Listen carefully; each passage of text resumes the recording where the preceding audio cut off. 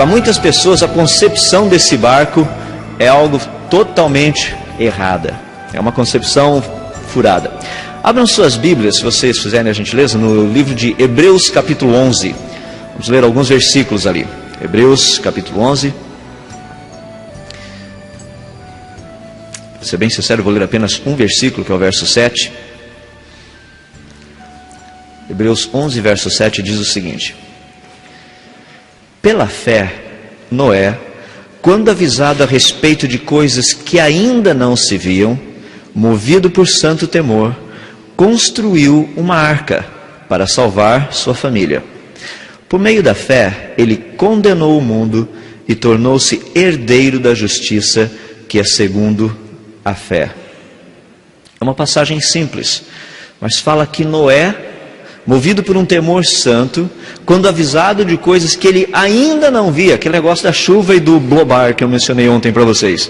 Noé não tinha a menor ideia do que era chover, mas Deus disse, vai chover, e pelo fato de Deus ter dito que iria chover, Noé foi e construiu uma arca. Se vocês olharem um pouquinho em 2 Pedro, também tem algumas coisas muito interessantes quando tratam desse texto.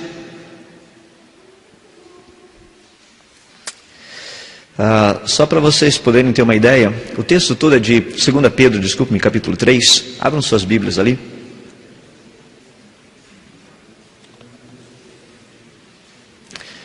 Foi algo muito interessante. Eu vou começar lendo no verso 3 e vou até o verso 7. Diz o seguinte: antes de tudo, saibam que nos últimos dias surgirão escarnecedores, zombando e seguindo suas próprias paixões. Eles dirão: o que houve com a promessa da sua vinda? Desde que os antepassados morreram, tudo continua como desde o princípio da criação. Mas eles deliberadamente se esquecem de que há muito tempo, pela palavra de Deus, existem céus e terra, esta formada da água e pela água. E pela água, o mundo daquele tempo foi submerso e destruído. Pela mesma palavra, os céus e a terra, que agora existem, estão reservados para o fogo, guardados para o dia do juízo e para a destruição dos ímpios. O dilúvio não foi uma brincadeira. Foi uma coisa séria. Foi tão séria que Deus tratou com grande seriedade todo esse contexto. Foi anunciado, foi preparado e foi colocado em prática na vida de um homem chamado Noé. Deixa-me ler alguns versos mais do livro de Gênesis, logo lá no capítulo 6, começando no verso 9. Gênesis 6, verso 9. Diz assim: esta é a história da família de Noé. Noé era homem justo, íntegro entre o povo de sua época. Ele andava com Deus. Noé gerou 3 filhos, Sem, Cam e Jafé. Ora, a terra estava corrompida aos olhos de Deus e cheia de violência. Ao ver como a terra se corrompera, pois toda a humanidade havia corrompido a sua conduta, Deus disse a Noé: darei fim a todos os seres humanos, porque a terra encheu-se de violência por causa deles. Eu os destruirei com a terra. Você, porém, fará uma arca de madeira de cipreste. Dividia em compartimentos e revestia de piche, por dentro e por fora. Faça com 135 metros de comprimento, 22 metros e meio de largura e 13 metros e meio de altura. Faça-lhe um teto com um vão de 45 centímetros entre o teto e o corpo da arca. Coloque uma porta lateral na arca e faça um andar superior, um médio e um inferior. Eis que vou trazer águas sobre a terra, o dilúvio, para destruir debaixo do céu toda criatura que tem fôlego de vida. Tudo que há na terra perecerá, mas com você estabelecerei a minha aliança, e você entrará na arca com seus filhos, sua mulher e as mulheres de seus filhos. Faça entrar na arca um casal de cada um dos seres vivos, macho e fêmea, para conservá-los vivos com você. De cada espécie de ave, de cada espécie de animal grande e de cada espécie de animal pequeno que se move rente ao chão, virá um casal, e você, para que sejam conservados, a você, para que sejam conservados vivos. E armazene todo tipo de alimento, para que você e eles tenham mantimento.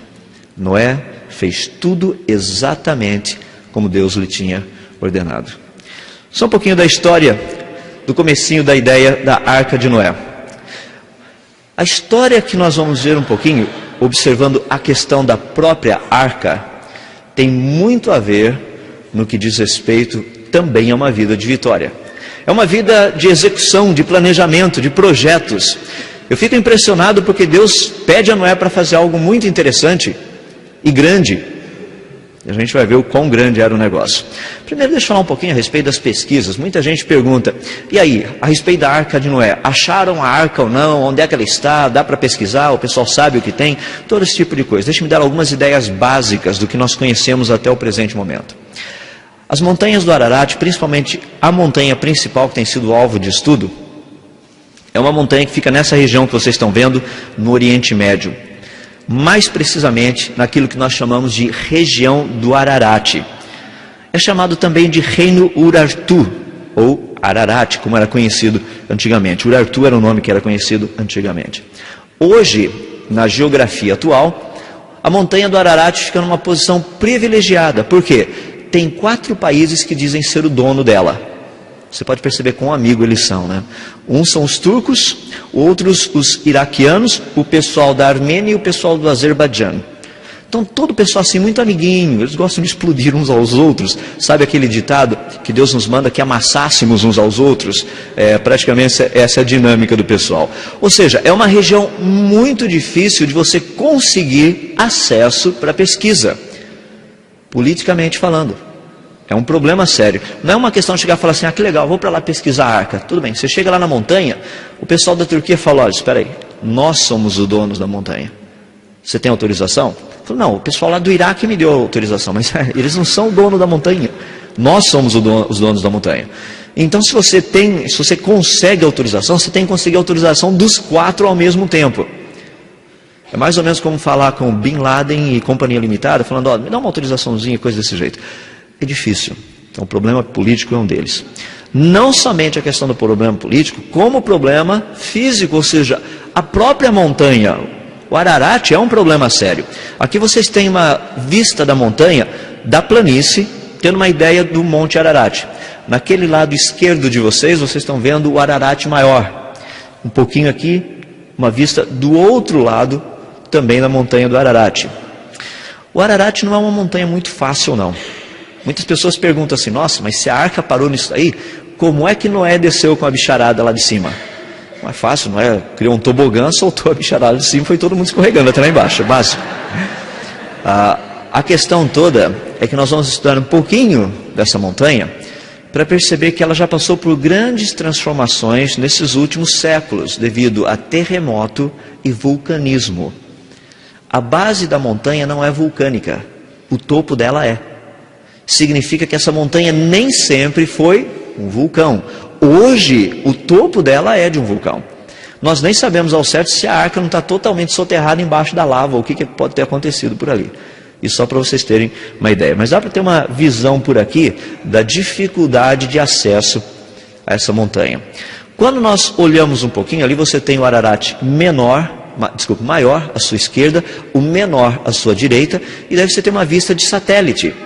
O problema do Ararat maior, que é onde provavelmente se encontra a Arca de Noé, é um pequeno lugarzinho com 32 quilômetros quadrados de gelo com uma espessura de aproximadamente 10 metros.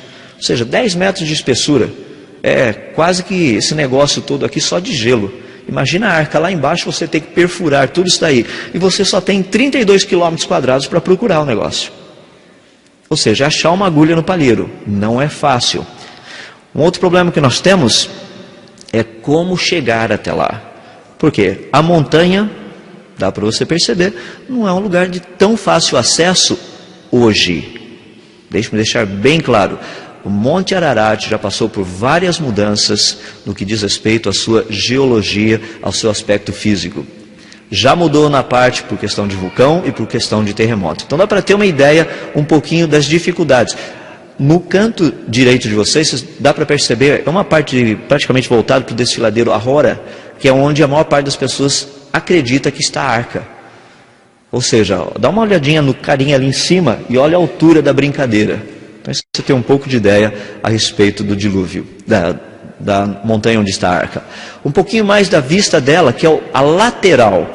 Muitas pessoas acreditam que todo esse negócio, a arca se encontra do lado oposto, ou seja, você tem que entrar pela Turquia, onde você tem um caminho mais fácil, subir uns paredões, chegar lá em cima e do outro lado é só desfiladeiro, para chegar até onde praticamente deveria e possivelmente está a arca. Então dá para ter uma ideia do visual da desfiladeiro agora. Bom, vamos falar da arca especificamente, porque isso é o que vem junto com os flanelógrafos, certo? O pessoal aí da época de flanelógrafo, lá na igreja, historinha, conhece bem isso aí. Eu, quando era garoto, eu gostava demais, quando tinha a historinha da Arca de Noé, porque minha professora sempre me deixava colar os elefantes e as girafas. Eu gostava de colar os negocinhos grandes. Eu não gostava de colar a ovelhinha, porque eu olhava aquela portinha desse tamanho e via aquele gigantão desse tamanho, assim, de um camelo, uma girafa, esses bichos grandes.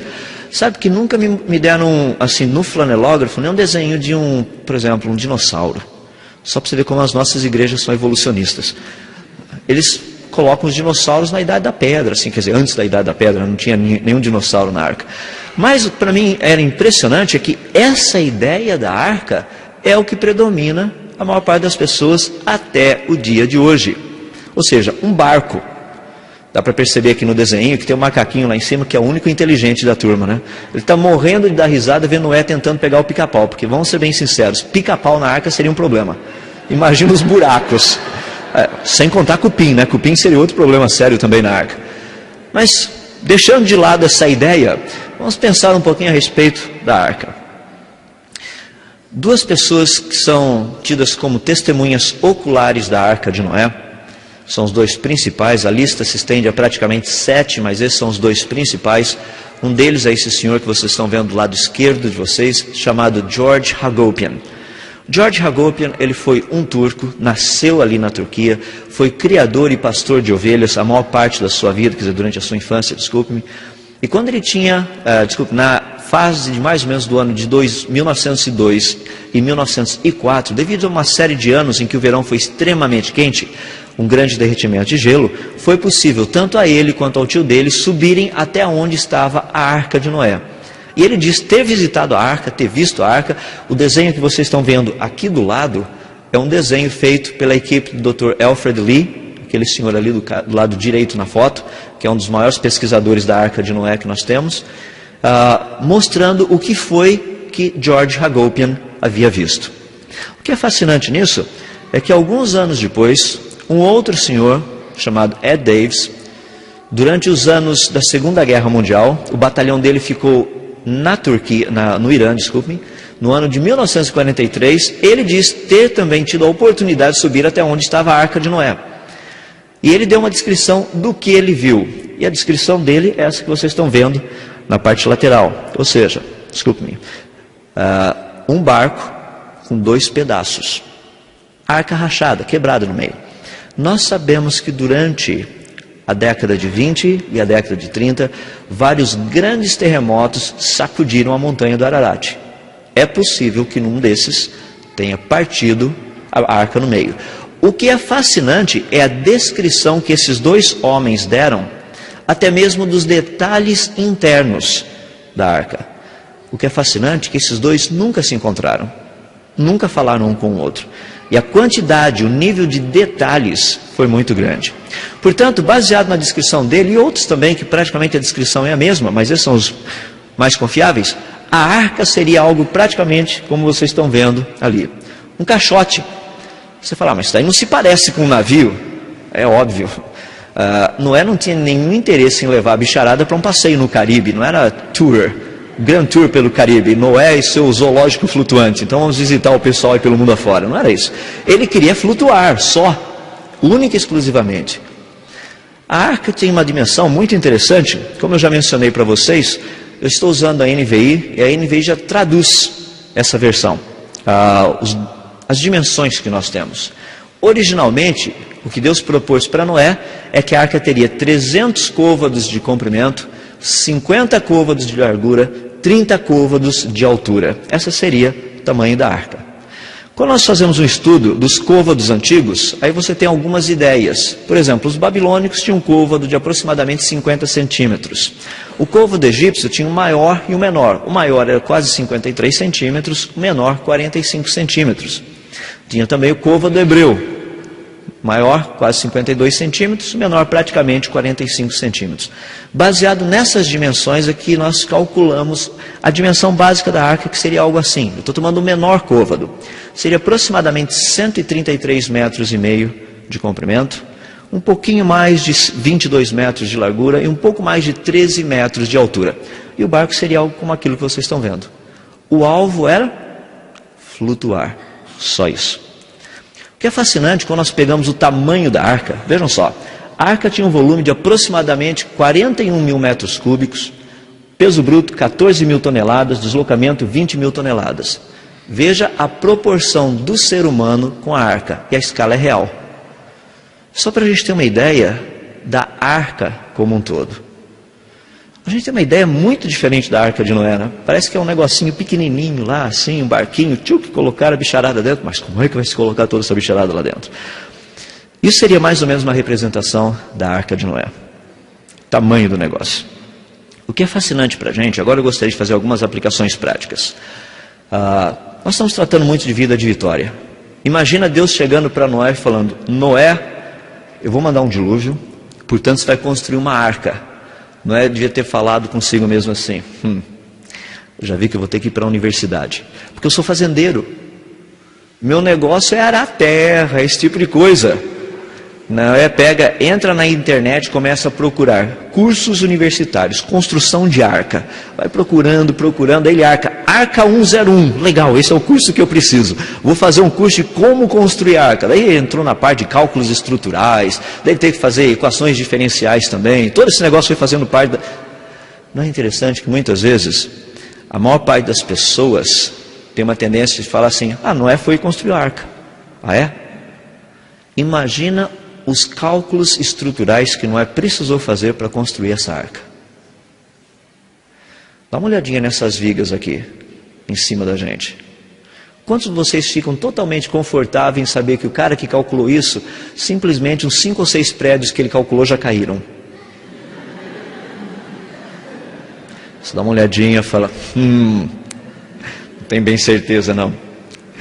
Essa é uma ideia muito importante. Noé, ele tinha uma grande responsabilidade que Deus colocou na mão dele. Deus falou assim: esse é o negócio, agora você vai e constrói. Noé teve que aprender a como fazer arca. Já imaginou? Para quem nunca construiu arca, vai começar a aprender a fazer arca?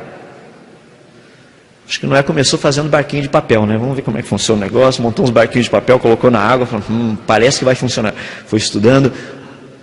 O que eu gostaria de dizer para vocês é o seguinte: que Deus, quando nos chama para uma tarefa, muitas vezes Ele espera que a gente se prepare para fazê-la. Às vezes a gente acha assim: Deus está me chamando para o campo missionário. E a impressão que a gente tem é que Deus vai te dar um balde de conhecimento teológico sobre campo missionário. E você de repente, vai levantar de manhã cedo pronto para o campo missionário.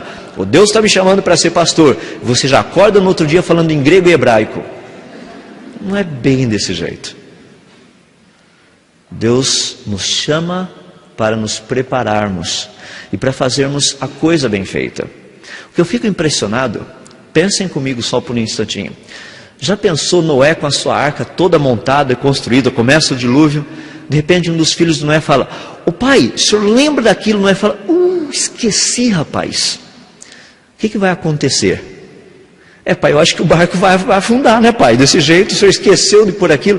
Imagina os detalhes para montar todo o negócio.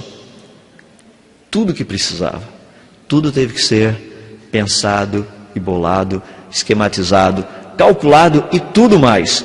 Mas não é bem assim que a gente pensa para a nossa vida quando a gente pensa a nível de arca. Dá a impressão que Deus falou para Noé: vamos fazer a arca. No dia seguinte, Noé estava lá com a arca pronta e falou: Senhor, está aqui a minha arca. Mas foram anos de trabalho. Eu creio que ele teve que fazer coisas, ele cortou, serrou, pregou, colocou. De repente falou: não vai funcionar desse jeito. O pessoal pode desmontar esse pedaço aí, porque não vai funcionar. A gente vai ter que trocar e fazer assim, assim, assim, assim. Não é parte do dia a dia? O que eu acho fascinante quando eu estudo a vida de Noé e penso nessa questão da arca, é que foi um grande projeto feito de coisas do dia a dia. Eu duvido que Noé não tenha dado uma martelada no dedo dele, durante todo o tempo que ele construiu a arca. Ou um filho puxando um pedaço de madeira e acertou a cabeça do irmão lá do outro lado, tuque. Entende? É parte do dia a dia isso. Você acha que não tinha discussão do filho, por exemplo, chegava o Jafé e falava, ô pai, ó, o pessoal me convidou hoje para dar uma saidinha, tem uma pizza ali, uma pizzaria nova, já que vem o dilúvio mesmo, deixa eu aproveitar a pizza enquanto tem pizzaria, todo esse negócio. Noé falou, ó cara, se a gente fizer desse jeito, a gente não vai chegar em lugar nenhum, a gente vai ter que trabalhar mesmo. Parte do dia a dia, parte de um contexto de vida, para construir esse negócio.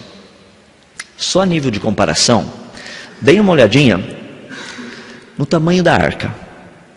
A arca foi construída aproximadamente 3.000 anos antes de Cristo. Tinha 133 metros de comprimento. As grandes caravelas das descobertas, por exemplo, a caravela de Pedro Álvares Cabral, vocês estão vendo ali no número 2. Olha a comparação da caravela com a arca. Ou seja, a caravela era barquinho salva-vida, no caso de qualquer coisa. Aí Noé puxava a caravelinha dele lá, pronto, colocava na água e ia embora. Dá uma ideia, dá uma olhada no tamanho da coisa. O primeiro navio construído maior do que a arca é o Great Eastern. Dá para perceber, eu não coloquei do Titanic aí, porque vocês sabem o que aconteceu, né? Então, pequeno probleminha básico assim. Se Noé tivesse construído o Titanic, ele não teria afundado. Mas, de qualquer forma, só para vocês terem uma ideia do tamanho do negócio. O homem só conseguiu construir algo um pouquinho maior há cerca de 150 anos atrás. O projeto foi grande. Quando nós tratamos da arca, vamos pensar em alguns aspectos estruturais que são importantes para a gente ver o cuidado que Noé teve.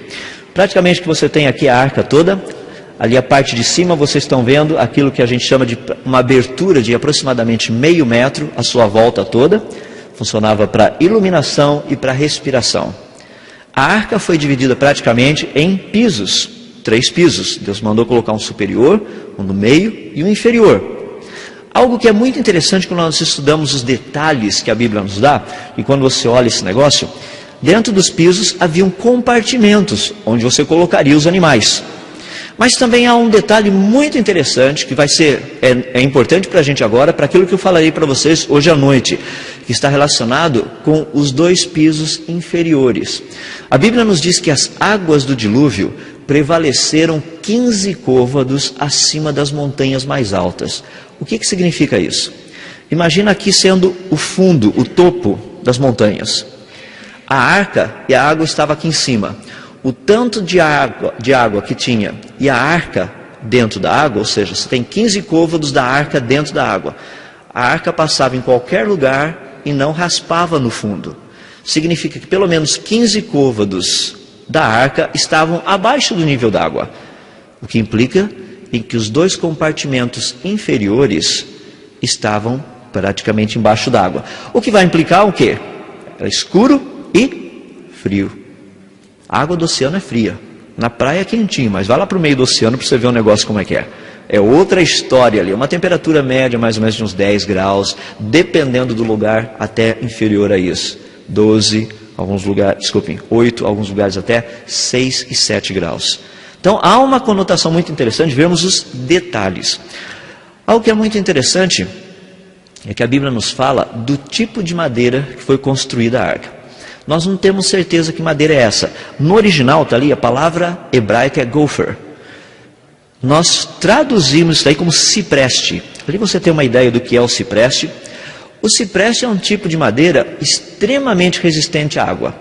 Para vocês terem uma ideia, nos idos de 1800, 1900, todo esse negócio aí do século passado e retrasado, principalmente nos Estados Unidos e Europa, com aquelas locomotivas a vapor, todo esse negócio, o pessoal eles construíam muitas caixas d'água usando cipreste. Existem caixas d'água até hoje, com mais de 200 anos, que ainda o pessoal coloca água dentro delas. E a madeira não apodreceu. Porque cipreste é uma madeira muito resistente. Ela é extremamente resistente. Esse foi o tipo de madeira que Noé utilizou para construir a arca. Mais uma vez, nós não sabemos se é cipreste. O que nós conhecemos hoje, que é muito parecido na descrição, é essa. Só para a gente terminar a parte da arca, eu gostaria de tratar algumas coisinhas de aspecto de âmbito geral sobre isso. É o seguinte: imagina a construção de um barquinho desse jeito, como mencionei para vocês. Um barco de aproximadamente 41 mil metros cúbicos. O que equivale a isso? Se você pegar um barco com esse tamanho, o volume interno desse negócio seria equivalente a você ter um prédio de 67 andares com apartamentos de 200 metros quadrados. Dá para imaginar o que não dá para fazer dentro desse negócio? O espaço é muito grande, mas mesmo assim as pessoas questionam. Peraí, segundo o texto que você leu, ali diz que Deus mandou entrar 2 de cada espécie. No mundo hoje são mais de 1.300.000 espécies, sem contar os fósseis, os dinossauros e companhia limitada.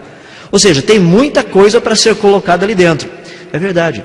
Olha que interessante, portanto, a estrutura que esse negócio tinha que ser para poder manter todo o sisteminha estável. Primeiro, a arca tinha que ser um barco que poderia manter vida ali dentro, como nós já vimos ontem, por pelo menos 1 ano. Imagina Noé construindo barco pensando o seguinte: eu vou construir um barquinho, o negócio aí vai ser uns 2, 3 meses, daí tá beleza, a gente já sai, já destruiu o mundo mesmo, a gente continua rolando o show. Já pensou se Noé tivesse construído um barco para durar 2 meses? Tem uma passagem na Bíblia que eu acho muito interessante. Certa vez Eliseu, falando com o rei, Eliseu, já velho, ele chama o rei e fala assim: vem até aqui, eu preciso que você faça uma coisa. O rei foi até lá, e Eliseu disse o seguinte: está vendo essa janela voltada para a direção a Damasco? Atira algumas flechas. O rei, que estava com uma aljava cheia de flechas, pegou uma, pegou outra, pegou mais uma, e parou.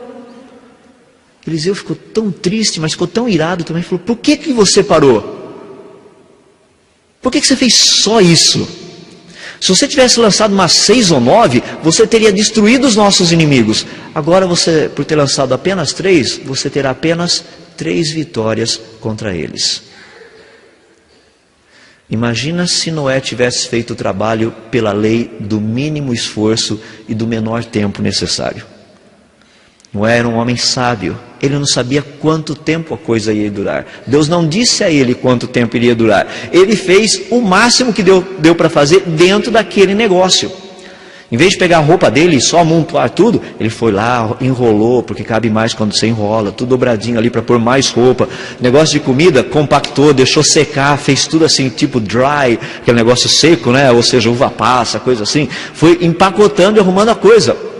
Fez as últimas compras lá no supermercado para ter certeza que está tudo direitinho, tudo arrumadinho. Ele era um homem que planejava. Planejava e planejava muito bem. Nós temos dificuldade quando nós tratamos na obra de Deus fazermos a mesma coisa. Tudo é meio ralado, né? É para Deus? É para a glória de Deus. E a gente ensaia no último minuto, no último segundo, aí vai lá e faz o negócio, mas é para a glória de Deus. Irmão, se não der certo, não se preocupe, é para a glória de Deus, afinal de contas. O irmão canta desafinado, o acampamento sai pela metade, gente morre do lado de fora, mas foi para a glória de Deus, afinal de contas. Deus é glorificado é pelas coisas boas, é pela perfeição, não pela imperfeição, não por essas coisas. Noé foi um homem extremamente cauteloso quanto a isso. Quando ele criou e desenvolveu essa arca, ele pensou até mesmo nos menores detalhes. Deixa eu fazer uma pergunta para você. Como que você tem trabalhado com os projetos de Deus na sua vida? Deixa-me dar um exemplo básico. Vamos falar das suas notas lá na escola. Isso é um projeto de Deus na sua vida.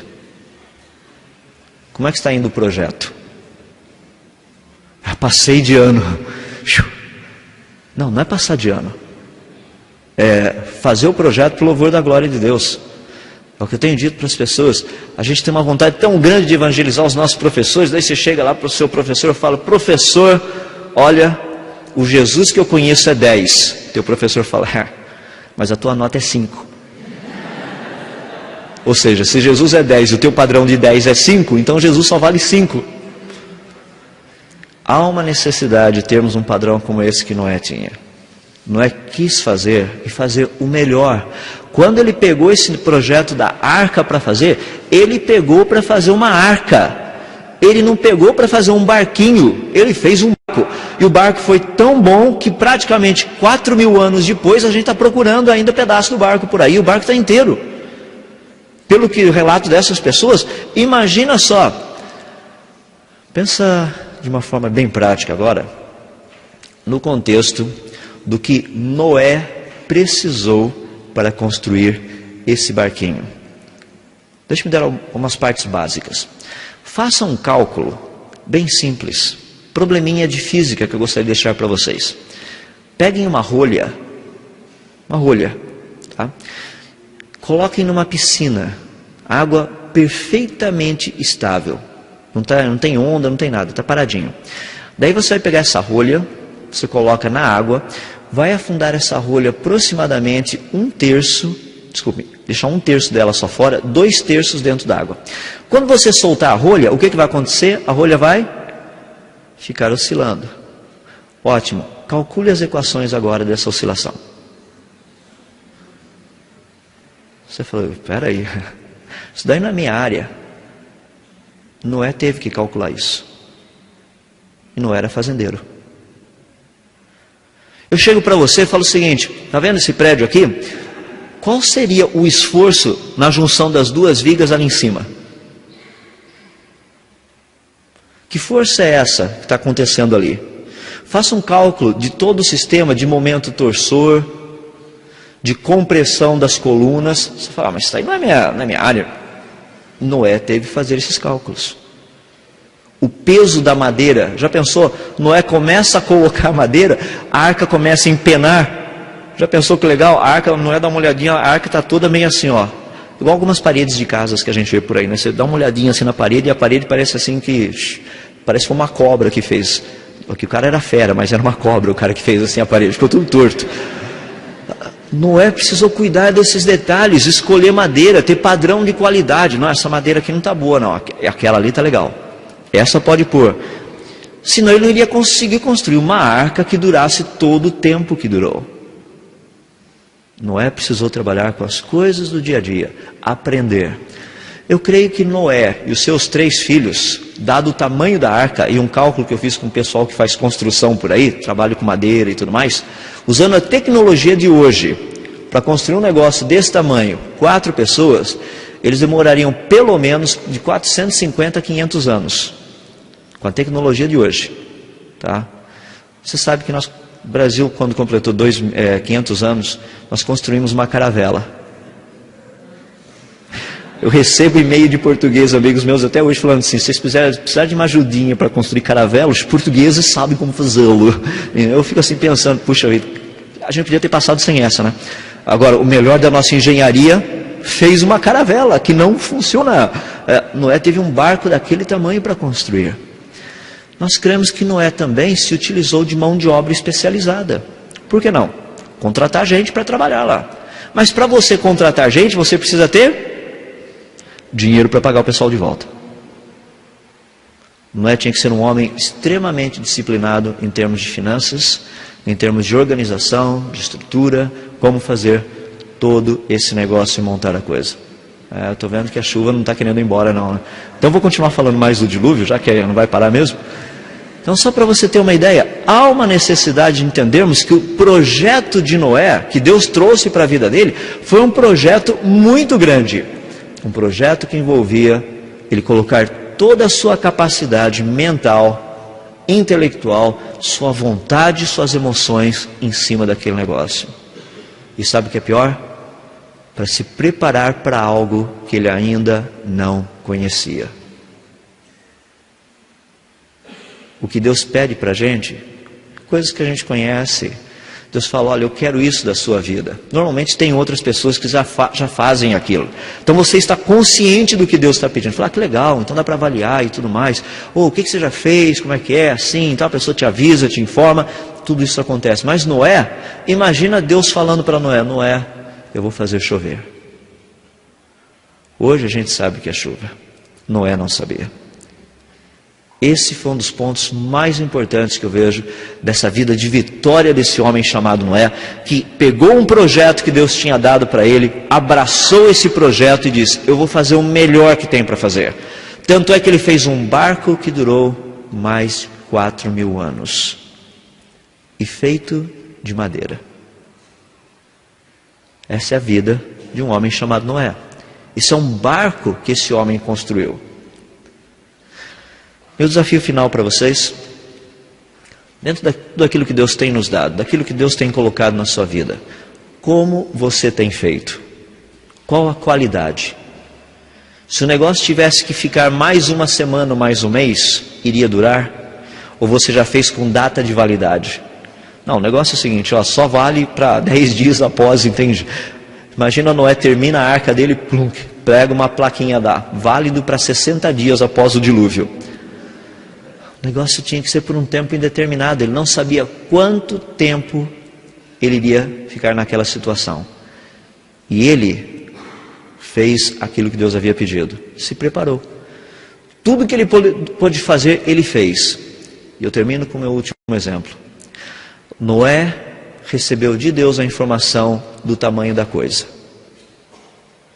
O que ele poderia colocar ali dentro seria o que ele teria em mãos para sobreviver todo aquele tempo.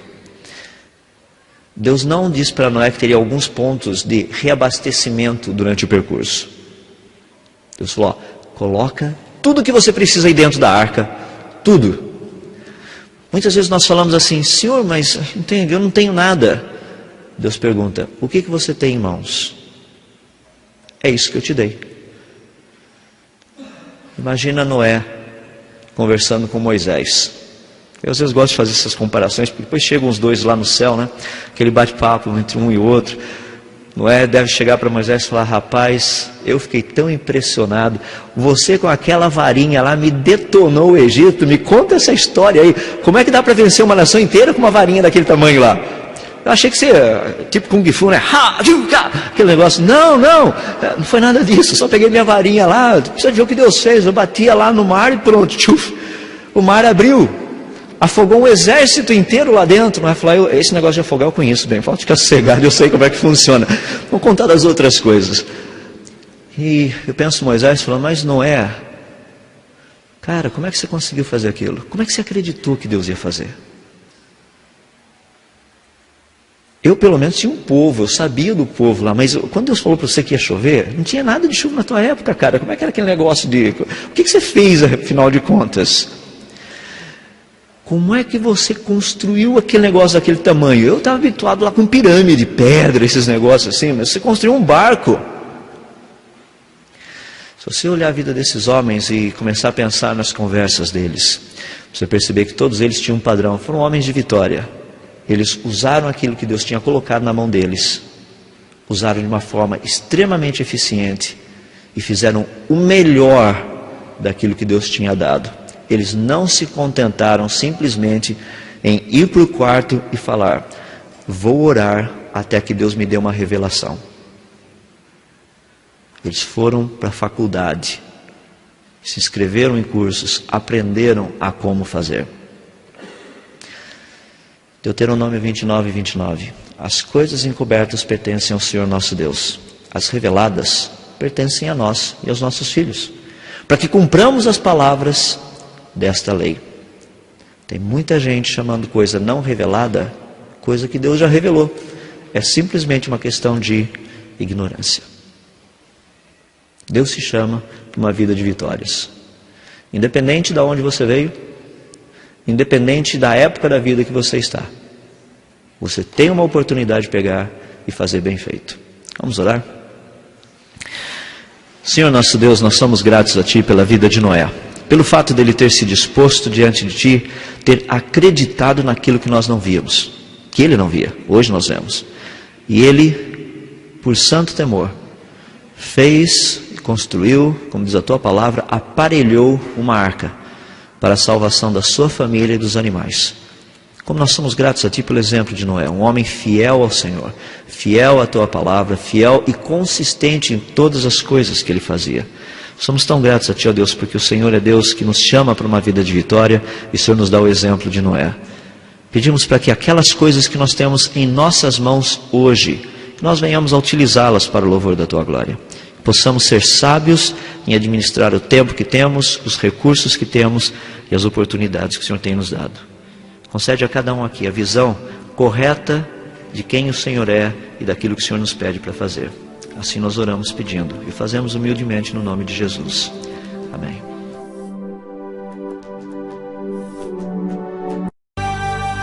Mais uma vez nós buscamos a Tua presença, pedindo para que o Senhor nos auxilie, nos dê entendimento, nos dê clareza no pensar, e que ao tratarmos desses assuntos, possamos fazê-lo com sabedoria, com entendimento.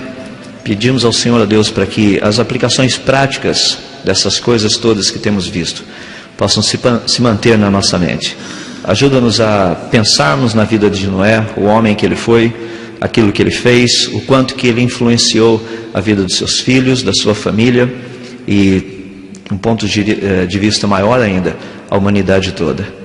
Talvez o Senhor não tenha um plano de reformar a humanidade através das nossas vidas, mas talvez o Teu plano seja de reformar aqueles que estão próximos de nós.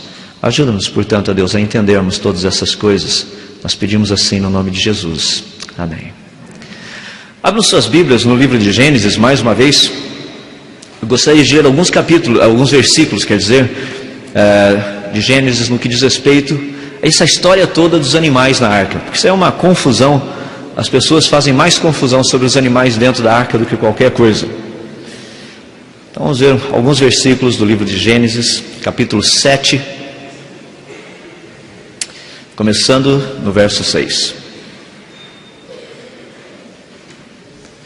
Nós já vimos que Deus havia dito para Noé, para ele levar 2 de cada espécie e colocar esse povo, esses animais, dentro da arca. Vamos dar continuidade a isso, começando então, portanto, no verso 6. Diz o seguinte: Noé tinha 600 anos de idade quando as águas do dilúvio vieram sobre a terra.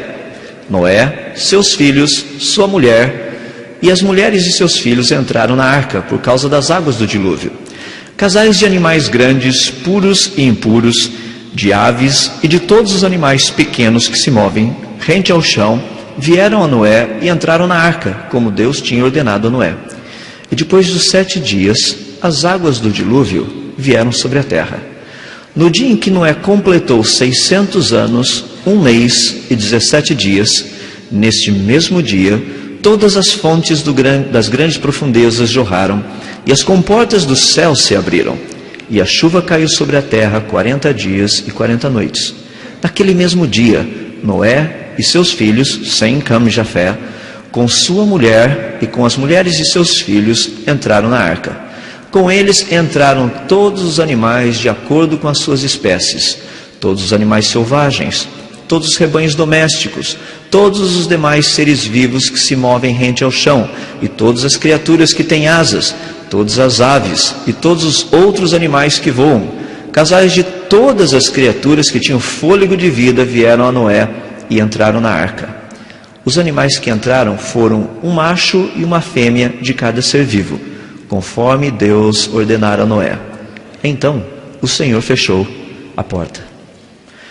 Eu acho fascinante porque quando nós estudamos e lemos esse texto, eu sempre fiquei pensando, fiquei preocupado, porque nesse negócio de colocar toda essa bicharada dentro da arca, eu primeiro tinha uma concepção errada do tamanho da arca. Eu tinha uma concepção errada do que Deus estava fazendo e tinha uma concepção errada daquilo que aconteceu dentro da arca. Dá para ter uma ideia de tudo que eu precisei aprender dentro desse contexto. Ou seja, todas as minhas ideias, num certo sentido, eram erradas. Mais uma vez, tratando do espaço interno da arca. Esse foi um dos grandes problemas para mim a princípio. Porque eu ficava olhando aquela arquinha pequenininha desse tamanho assim que o pessoal mostrava. Eu falava, como colocar toda essa bicharada ali dentro? Vamos dar uma olhadinha rápida. Eu já mencionei hoje pela manhã que o tamanho da arca, o volume dela, era de quase 41 mil metros cúbicos. O que você coloca em 41 mil metros cúbicos? Bom, em 41 mil metros cúbicos, você coloca um prédio de 67 andares com andares de 200 metros quadrados. Isso é o que cabe ali dentro. Daria para você colocar 360 containers desses de 40 pés, esses imensos que você vê em cima dos caminhões por aí.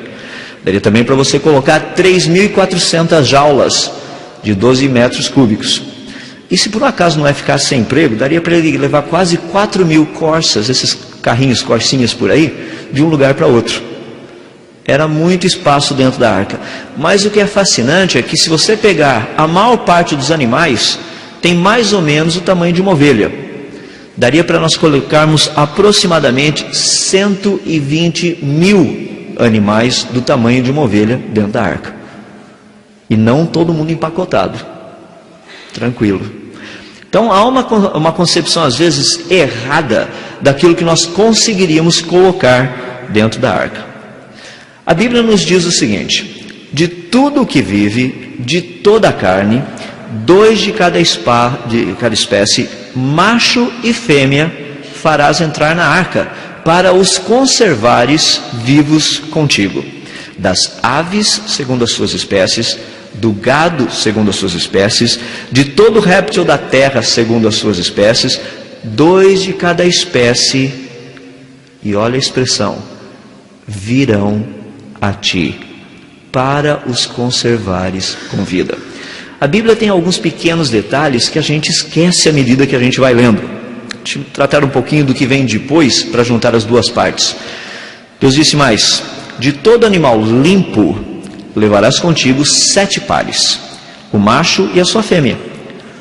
Mas dos animais imundos, 1 par, o macho e a sua fêmea. Também das aves do céu, 7 pares, macho e fêmea, para se conservar as sementes sobre a face da terra. O texto está falando de algo muito interessante, que Noé deveria levar consigo todos esses animais. Mas Deus disse que 2 de cada um viriam até Noé. Por que 2 de cada um deveriam vir até Noé? A resposta é simples. Quem é que poderia escolher o melhor material genético de cada espécie? É Deus. Por isso Deus disse a Noé: 2 de cada um virão a ti. Eu trago, você guarda. Noé não precisou sair caçando animais pela superfície do planeta, indo para baixo e para cima. Ou vocês viram um dromedário por aí? Eu estou precisando de um casal, você não tem nenhum para vender? Chega lá do outro lado, eu preciso de um casal de papagaios, você não tem papagaios para vender? Vai lá do outro lado do mundo e fala: olha, estou procurando 2 apatossauros, você não tem apatossauros aí para me vender? Vai andando para lá e para cá procurando 2 de cada um. Deus falou: não, isso é meu trabalho. Eu trago para você 2 de cada um, e tu os farás entrar na arca. Foi Deus quem escolheu o material genético. Foi Deus quem escolheu o que entraria na arca. E sabe o que é fascinante? Se a gente der uma extrapoladinha bem de leve nisso também, o que é fascinante é que Deus falou que entrariam na arca os filhos de Noé e as esposas deles, ou seja, cada um com a sua esposa. Eu fico pensando a importância de Deus ter escolhido com quem os filhos de Noé também iriam casar-se. Deus não escolheu só o material genético dos animais, Ele escolheu o material genético dos seres humanos também. Eu acho fascinante ver como Deus cuida até dos menores detalhes. Mas o texto fala de animais limpos e de animais impuros. Só para a gente ter uma ideia, os textos das Escrituras que tratam de animais limpos e impuros, são alguns textos no livro de Levíticos, Deuteronômio, a gente precisa dar uma procuradinha por ali para ver. Por exemplo, Levíticos capítulo 11, fala dos animais limpos da terra. São eles os que têm unhas fendidas, os que têm casco que se divide em 2, e os que ruminam, esses são os limpos. Das águas, os que têm barbatanas e os que têm escamas. Dos que voam, subtraídas que são imundas. Isso é fácil porque tem uma lista bem grande lá, então é só pegar aquele pessoal, o que não for aquilo serve. E dos insetos, os que voam, os que têm 4 pernas, as traseiras são mais compridas. Inclusive a Bíblia trata desses detalhes todos. E se nós olharmos dos imundos? Bom, os imundos têm uma lista bem grande também. Os da terra seriam quais? Os que têm unha fendida, mas o casco não se divide em 2. Todos quadrúpedes que andam na planta dos pés. E os da água? Os que não têm barbatanas nem escamas. Dos que voam, daí é que vem a lista. Tinha águia, tinha o quebrantoso, águia marinha, milhano, falcão, corvo, avestruz, coruja, gaivota, gavião, mocho, corvo marinho, ibis, gralha, pelicano, abutre, cegonha, garça, polpa e morcego também. Essa turminha toda que estava ali.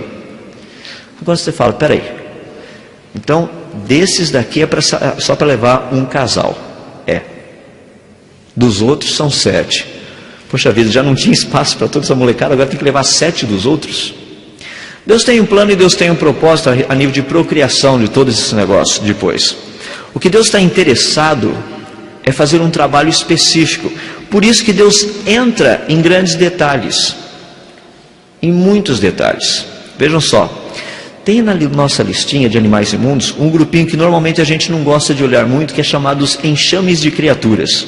Por exemplo, a doninha, rato, lagarto, geco, crocodilo da terra, lagartixa, lagarto da areia, camaleão, tudo que anda sobre o ventre. Também dos insetos, todos que voam e têm 4 pés, tem que voar e ter 4 pés, ou todos que têm muitos pés. Toda essa lista faz parte de um contexto de animais que nós conhecemos hoje, muitos deles. O que é fascinante na lista toda que a gente vê aí, é que Deus fala para Noé que 2 de cada espécie viriam até ele. Isso é um problema sério. Os nossos antepassados, segundo a evolução, estavam na arca também. Dá para perceber por aí. Nada parecido com a gente, né? Quando a gente fala 2 de cada espécie, nós precisamos entender que a palavra que a Bíblia está usando para espécie é diferente da palavra que nós estamos habituados hoje em dia. Quando eu falo espécie, a palavra bíblica para espécie se traduz como um tipo básico. Ou seja, não precisaria levar uma grande variedade. Você poderia ter uma pequena variedade. Porque hoje, quando nós tratamos de espécie, vem uma tremenda variedade na nossa mente. Por exemplo, variedade de cães. Tem toneladas de cães, raças. A Bíblia está tratando de tipos básicos. Nós sabemos, por exemplo, hoje que geneticamente, com um casal de cães, um casal de hienas e um casal de lobos específicos, você teria condição de, através do cruzamento entre eles, produzir todos os tipos de cães, hienas e lobos que nós temos no planeta.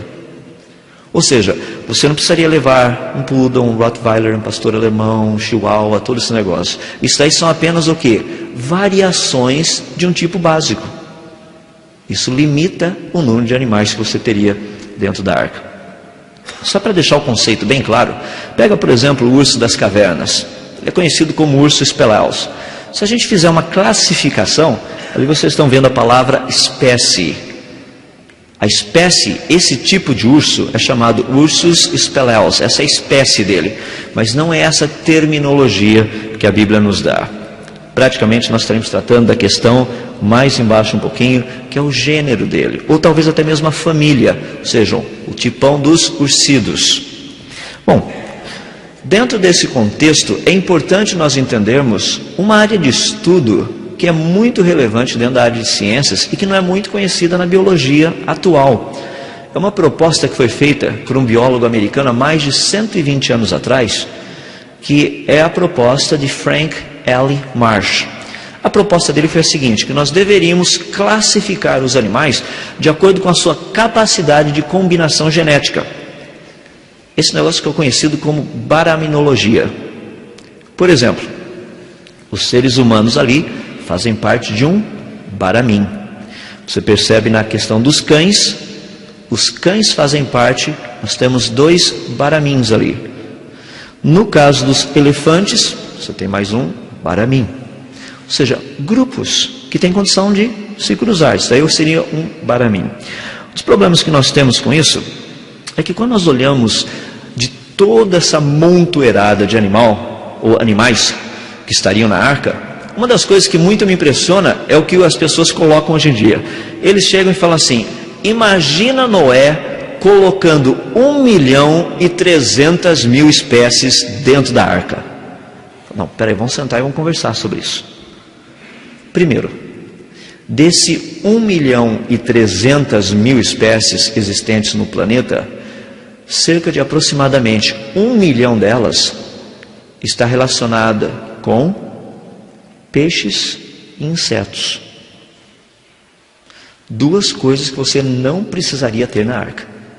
Vou falar nisso, essa parte de inseto até me incomoda. Eu fico pensando, por que eles não morreram todos no dilúvio? Já pensou que bênção? Pernilongo, todas essas coisas.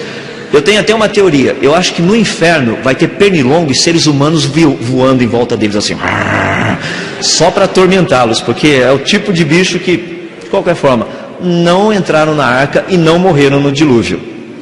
Muitas pessoas têm uma grande dificuldade em pensar também em termos dos peixes. O pessoal fala assim, não, mas tem peixe de água doce, peixe de água salgada, como é que fica lá fora? Por etapa. É verdade, o dilúvio foi uma área muito interessante, causou todo esse problema. Peixes de água doce, peixe de água salgada. Então segura as pontinhas, nós vamos chegar nos peixes e dar uma olhadinha como é que ficou essa bicharada aí. Dos animais da terra que Deus mandou entrar, eram 2 de cada, incluindo 7 pares dos limpos. A quantidade era muito grande, dá para a gente ter uma ideia. Uma das perguntas que sempre as pessoas fazem para mim é o seguinte: já imaginou Noé tentando colocar toda essa bicharada dentro da arca, e daqui a pouco vem um dos filhos correndo atrás e fala, pai, escapou o papagaio, e vai todo mundo correndo atrás do papagaio, e pega o papagaio, traz o papagaio de volta, e coloca o leão, daqui a pouco chega um dos filhos lá e fala, pai, tá com um pequeno probleminha lá, o leão está reclamando de fome, entende? A jaula do leão está do lado da jaula da ovelhinha, então está tendo um problema sério por ali. As pessoas tentam, às vezes, olhar a coisa de um ponto de vista que foge à realidade. Deus mandou colocar 2 de cada um deles. É interessante que Deus disse dos que têm fôlego de vida. A ideia de fôlego de vida é principalmente fôlego de vida nas suas narinas. Ou seja, eles respiram como a gente respira. Dentre esses animais, vamos ser bem honestos, dos da terra, tinha um problema sério, né? Porque tem animais domésticos, tem animais selvagens, tinha até dinossauro. É um problema sério. Você sabe como é que funciona a questão de dinossauro. São meio desajeitados, são ligeiramente grandes, ocupam um grande espaço. Imagina cuidar de tudo isso. Quando nós estamos tratando de uma vida de vitória, como nós temos conversado aqui esses dias, tudo faz parte do pacote. As coisas fáceis e as difíceis também. Como tratar com essas situações, às vezes complicadas, com toda essa bicharada. Imagina você tentando colocar um elefante na arca. Levar um coelhinho, todo mundo gostaria, né? Pega um coelhinho e tudo mais. Agora chega o seu pai e fala assim, agora é a hora do elefante. Eu acho que sem olhar para o Jafé e falava, deixa para o cão levar. Chegava o outro lá, aparecia um jacaré. Já pensou um jacaré? Quem que vai levar o jacarezinho para dentro? Eu acho que sem olhar para o cão olhar para o Jafé, falava assim, eu acho que o pai tem mais prática com esses negócios. Não tem não, deixa o pai levar o jacarezinho lá dentro, então o pai põe o jacaré lá dentro. Não eram coisas do dia a dia que eles tinham que tratar? Pegar esses animais e colocá-los todos lá dentro? Eu creio que as aves teriam sido os animais que teriam dado maior trabalho para eles. Imagina a revoada de pássaros que não era. Eu gostava de olhar assim, principalmente em liçãozinha de escola dominical, porque você via aquela tonelada de passarinhos, todos voando bonitinhos assim, indo em direção à arca, né? Eu creio que Deus os levou até ali, sem dúvida. Mas eu ficava pensando como que esse negócio funcionou, porque toda essa bicharada... A gente gosta muito de pavão, não gosta? É tão gostoso acordar de manhã cedo com essa barulheirada que pavão faz. Eu, por exemplo, lá em Limeira, onde eu moro, eu tenho um grupo de bem-te-vis que eles fazem a fineza de todos os dias pela manhã avisar que eles já acordaram. 6:30 da manhã, essa molecada faz um zoê. Depois que a gente fica sabendo que eles acordaram, adivinha o que eles fazem? Eles vão embora. Daí larga a gente acordado ali o tempo todo. É um problema. O que acontece com tudo isso? Imagina Noé com toda essa bicharada. Daí começam os problemas, né? Tem os répteis. Dentre os répteis tem os pequenininhos, tem os grandões. Esse contexto dos animais me fascina por 2 pontos. Primeiro, eu já mencionei que Deus fez a escolha do material genético. Eu fico imaginando Noé colocando toda essa bicharada dentro da arca, nos lugares certos e nas jaulas certas. Obviamente essa molecada não ficava solta dentro da arca, já imaginou? toda essa bicharada solta que não aconteceria, de repente vem uma onda, a arca, ups, e lá vai elefante, lá vai dinossauro, lá vai todo mundo para a cozinha, entende? Clunk, lá atrás. Fica todo mundo achatado. Tinha que ficar todo mundo bem preso, bem colocado, para não termos esses problemas. Eu creio que Noé pensou até mesmo em todos esses detalhes. O segundo que para mim é muito interessante, fascinante nesse contexto, é o fato de que Noé, sábio como era, soube como ajeitar todo esse pessoal numa maneira em que eles iriam sobreviver todo o tempo. Não era só encostar. Deixa encostado e depois a gente vai ver como é que fica. Não, tinha que ter um lugar certo, já chegando e já colocando toda a bicharada no seu devido lugar.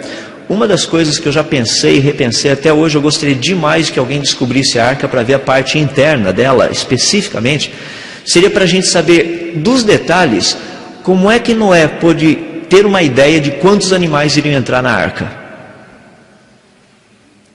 Eu sei que não era fazendeiro, será que também ele era zoólogo? Ou seja, ele sabia do número de espécies ou de tipos básicos que existiam para saber onde colocar todo esse negócio? Bom, de qualquer forma, isso aí são coisas ainda que a gente está trabalhando em cima e pensando a respeito. Na parte dos peixes, essa é a parte mais tranquila. Você não tem muitos problemas, porque o que mais tinha fora da arca era água. Então não seria o problema maior. Mas resta aquele problema que o pessoal fala, mas como é que fica essa questão de peixe de água doce e peixe de água salgada? Hoje, com vários estudos que nós fazemos, inclusive fora do planeta Terra, utilizando, por exemplo, o planeta Júpiter, nós vemos que existem lugares em que coisas diferentes não se misturam com facilidade. Por exemplo, o planeta Júpiter tem muitos gases na sua atmosfera. E você percebe que claramente que esses gases não se misturam. Tem aquele famoso olho vermelho, que já está lá em cima há mais ou menos quase 300 anos, pelo menos, se não fizer mais tempo. É um mega furacão que dá para você colocar quase 5 terras dentro dele, e ainda sobra espaço. É um furacãozinho assim, meio light. Imagina o contexto. Esse negócio todo funcionando e não se misturando. Você fala, mas o que isso tem a ver com o planeta Terra? É simples. O rio Amazonas, quando ele deságua no oceano, ele ainda permanece água doce mais de 70 quilômetros mar adentro. Você pode pescar peixinho de água doce no meio do Oceano Atlântico, para praticamente 70 quilômetros lá dentro, está pescando peixinho de água doce. Você pega, por exemplo, o Rio Negro e os Solimões, antes de juntarem para formar o Amazonas, você percebe nitidamente que as águas estão diferentes. Ou seja, água doce e água salgada, o que aconteceria durante o dilúvio, você teria bolsões de água doce e de água salgada. Nós vamos estudar amanhã para ver que a quantidade da salinidade da água do mar não era tão alta quanto que a gente tem hoje. Ela é alta hoje devido ao dilúvio. Então a questão dos peixes teria muito problema. Teria peixe dentro da arca? Bom, só se a esposa de Noé quisesse colocar um aquáriozinho para enfeitar a cozinha, coisa desse jeito, mas tecnicamente não haveria necessidade. Daí entra o grande problema, que são esses caras aí atrás. Os dinossauros. Como colocar dinossauros na arca? O grande problema que eu vejo é que muitas pessoas, e de uma forma geral, na igreja, nós já fomos de tal forma endoutrinados a pensar que seres humanos e dinossauros nunca foram contemporâneos. E quando Deus fala para Noé que 2 de cada um entraria, 2 de cada espécie, obviamente Deus também está falando dessa turma aí de trás, dos dinossauros. O grande problema que as pessoas têm é como colocar todos esses animais na arca, incluindo os dinossauros. Daí a nossa pergunta: Noé teria colocado animais adultos ou filhotes? A resposta é simples: filhotes. Por quê? Porque é assim que a gente tem o hábito de transportar animais, por exemplo, da África para o zoológico. A gente leva animais pequenos, muito mais fácil para adaptação. Imagina Noé chegando para um dos filhos dele falando assim, ó, pega aquele Tyrannosaurus Rex. O Sem dá uma olhadinha para o cão e fala, isso daí é trabalho para o Jafé. E vai lá o Jafé fala, tá bom, eu pego, onde é que está o pecinha? Ele vai lá, pegaria um Tyrannosaurus Rex, filhote de mais ou menos uns 60 centímetros, um negocinho dessa altura assim, um catatalzinho, pega e fala, se morder eu te bato ainda. Segura e leva embora e coloca lá dentro da arca. um macho e uma fêmea. Imagina cão carregando um braquiossauro. Um braquiossauro, quando filhote, ele tinha mais ou menos 50 centímetros. Pega no seu colo e leva o braquiossauro para dentro da arca. Sem nenhum problema. Você sabia que os elefantes, na sua maioria, são mais pesados quando filhotes do que a maior parte dos dinossauros? Acho que ninguém queria carregar o elefante para dentro da arca, porque aquilo era pesado. O resto era meio tranquilo assim. Ou seja, a questão de levar animais, filhotes, é algo importante. A questão dos animais selvagens, tratamos da área da alimentação. A questão dos carnívoros, principalmente. Eu já pedi para vocês darem uma olhadinha, mas vamos dar uma outra olhadinha lá no livro de Gênesis, que é algo fantástico. Capítulo 1, verso 29 e verso 30. Eu vou ler apenas o verso 30, que é o que está colocado ali, mas eu gostaria que você lesse, para ficar bem gravado na sua mente esses dois versículos. Deus diz o seguinte, Gênesis capítulo 1, versos 29 e 30. Disse Deus: eis que lhes dou todas as plantas que nascem em toda a terra e produzem sementes, e todas as árvores que dão frutos com sementes. Elas servirão de alimento para vocês. Deus está falando isso para Adão e Eva. Ou seja, eles seriam vegetarianos. Mas para os animais, olha o que Deus diz: e dou todos os vegetais como alimento a tudo o que tem em si fôlego de vida, a todos os grandes animais da terra, a todas as aves do céu e a todas as criaturas que se movem rente ao chão. E assim se foi. Deus fez dessa forma. Todos os animais eram herbívoros. O problema é que nós temos a ideia em pensar que a questão dos dentes caninos são utilizados para rasgar carne. Não necessariamente. Tem muitas plantas que você precisa dos caninos para rasgá-las. Um exemplo disso que nós temos hoje em dia, da questão dos animais, porque muitas pessoas falam assim: olha a cara do leão, vai me dizer que ele pasta. Olha a cara daquele tigrezinho ali em cima, você vai me dizer que ele não vê a hora de pegar uma boa salada de alface. Bom, deixa-me dizer o seguinte para vocês: os estudos que têm sido feitos na África mostram o seguinte, que quando esses animais passam por uma grande escassez de caça, sabe o que eles fazem? Pastam. Você fala: isso é um exagero, eu nunca vi um carnívoro fazer isso. Ah é? O seu gato e seu cachorro, quando passam mal, eles fazem o quê? Eles falam para você: ô meu, me arruma um bife acebolado aí, não está vendo que eu estou numa situação meio crítica? Não, eles pastam.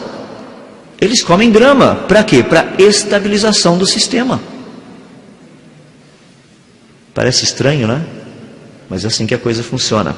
Ou seja, o que Noé precisaria se preocupar era em levar muita alimentação para todo esse povo.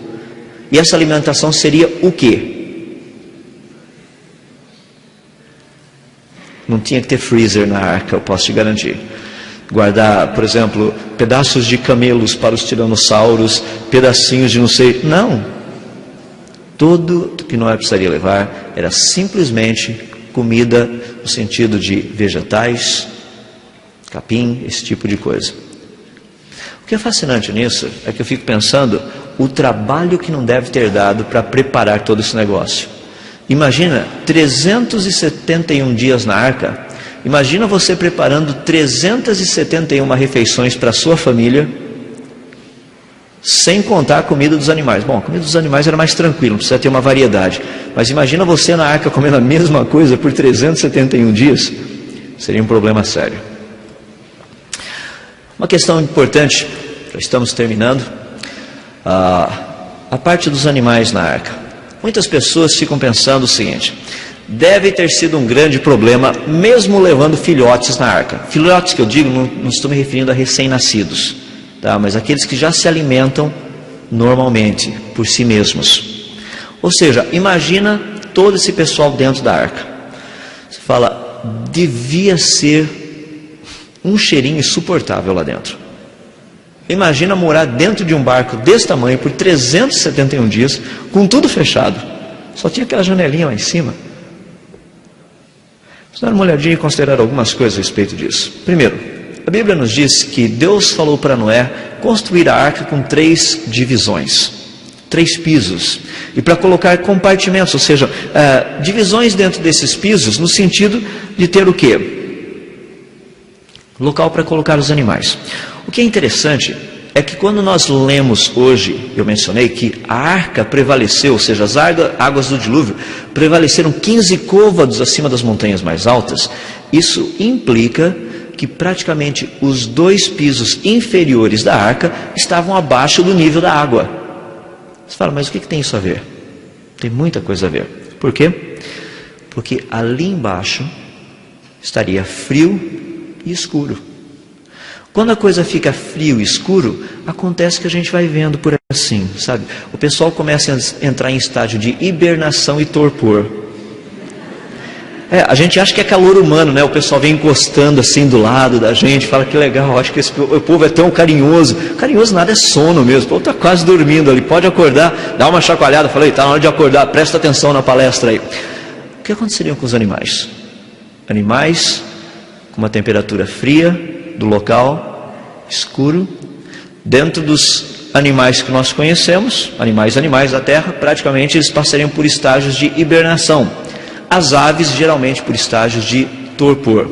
O que é interessante dentro da área de hibernação, que os estudos feitos em animais, é que eles têm condição de hibernar por 18 meses. Esse povo ficou na arca apenas 13. Tinha mais 5 meses para a continuidade da coisa. E na hibernação é fantástico. Você pega, por exemplo, um urso. O batimento cardíaco de um urso é, em média, de 30 a 50 batidas cardíacas por minuto. Então ele bate. Tum, tum, tum. Quando o negócio está hibernando, o batimento cardíaco cai de 3 a 5 batidas por minuto. Já pensou? Tum. Morreu. Tum. Ressuscitou. O negócio é doido. Você vai ter que chacoalhar o bicho, não chacoalha, deixa ele hibernando, deixa quieto. Mas só para você ter uma ideia, a hibernação e o torpor produzem 3 efeitos muito interessantes, estão ali embaixo. Primeiro, praticamente não haveria necessidade de alimentação. Os animais, quando hibernam ou quando estão em estágios de torpor, não se alimentam. Segundo, poucos resíduos biológicos, o que é exatamente o que vocês estão pensando. É o número 1 e o número 2. Não tinha problema ali, a bicharada estava dormindo, todo mundo sossegado, não tinha vazamento, coisas desse jeito, tudo tranquilo, sossegadinhos ali. O número 3 também é um processo lento de desenvolvimento. Ou seja, a coisa iria bem devagar. Daria para ter todos os animais na arca, os tipos básicos, sem nenhum problema. Daria para mantê-los vivos durante todo o tempo, cientificamente falando, sem nenhum problema. Mas as pessoas falam, mas espera aí, mas e depois que eles saíram do dilúvio? Como é que fica o negócio? Porque olha a variedade que a gente tem. Então os dinossauros morreram ali? Não. Após o dilúvio, o que nós tínhamos é uma retomada da diversidade novamente. Como vocês podem ver ali, os cães. Antes do dilúvio, você já tinha uma variedade. Após o dilúvio, aquela variedade iria novamente aparecer. O pessoal fala, mas como? Através do processo conhecido por criacionistas e evolucionistas, que é o processo da microevolução. Uma tremenda variedade de novo. É o que nós veríamos, por exemplo, com toda essa rapaziada aí de trás. Eu coloquei os gatos, porque o Hertz está falando muito de namoro, esse tipo de coisa. Tinha os gatos aí para vocês pensarem a respeito. Uns gatos e umas gatas também. O contexto que a gente tem é que, cientificamente falando, não haveria nenhum problema para Noé cuidar de todos esses animais, colocá-los na arca, mantê-los vivos pelo espaço de aproximadamente 13 meses e depois para que eles saíssem da arca. 2 palavrinhas finais. Primeiro, muitas pessoas têm falado assim, não, mas a arca de Noé está numa montanha, então como é que os animais desceram da montanha? Nós cremos que muito dessa montanha já passou por um processo muito interessante, que é o que nós chamamos de vulcanismo.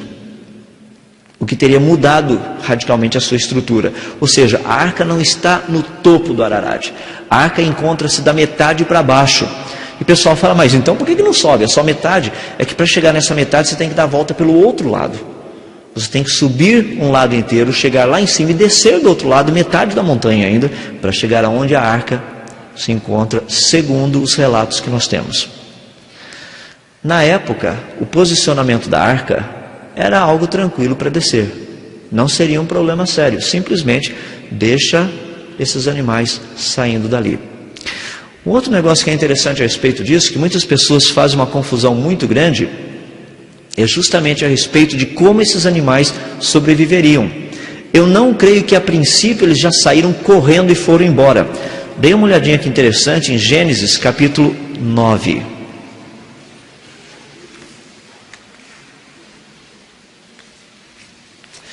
Deus fala algo muito interessante ali com Noé.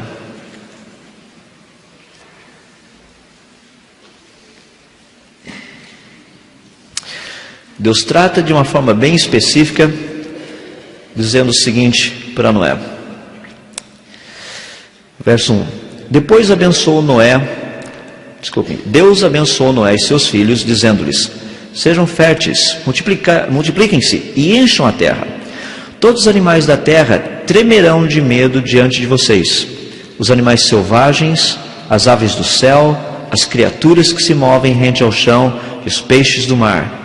Eles estão entregues em suas mãos. Tudo que vive e se move servirá de alimento para vocês. Assim como lhes dei os vegetais, agora lhes dou todas as coisas. O que esse texto está nos dizendo é que antes dessa ocasião, os seres humanos não se alimentavam de animais. Havia um contexto, um relacionamento de amizade entre esses grupos de seres humanos e animais. Um animalzinho ficava do teu lado ali falando: pronto, já viu? Olha só, coitado do peru passeando falando: dia de ações de graça está chegando, imagina só o que vai acontecer comigo, meu chapa. Ele olhava para para Noé, não olhava. Não havia essa dinâmica. Todo o contexto era outro. Mas Deus disse: isso será mudado.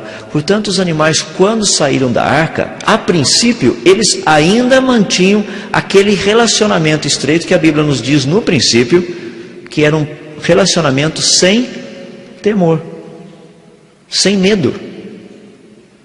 O que iria proporcionar que os animais, a princípio, ficariam por volta ou por perto do quê?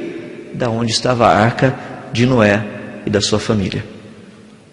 Sem nenhum problema para que eles pudessem se desenvolver.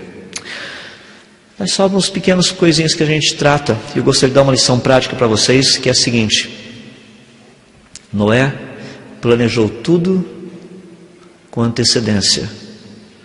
Noé executou todas as coisas com eficiência. Noé cuidou de todos os animais com diligência. Foi importante para ele. Deus havia dado uma missão a Noé.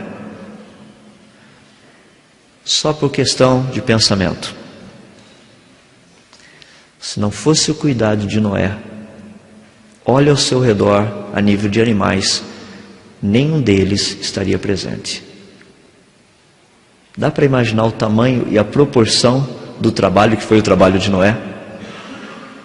Imagina que legal visitar um zoológico sem animais. Você iria ver pés de tomate, pés de quiabo, pés de milho, porque não teria animal nenhum. Noé foi cuidadoso em fazer todas as coisas que Deus havia proposto para ele. Espero que seja essa a atitude de vocês, independente do contexto. Pensem que aquilo que vocês fazem hoje pode causar impacto nas gerações futuras também. Esse é o trabalho nosso diante de Deus. Uma vida de vitória implica nessas coisas. Vamos orar.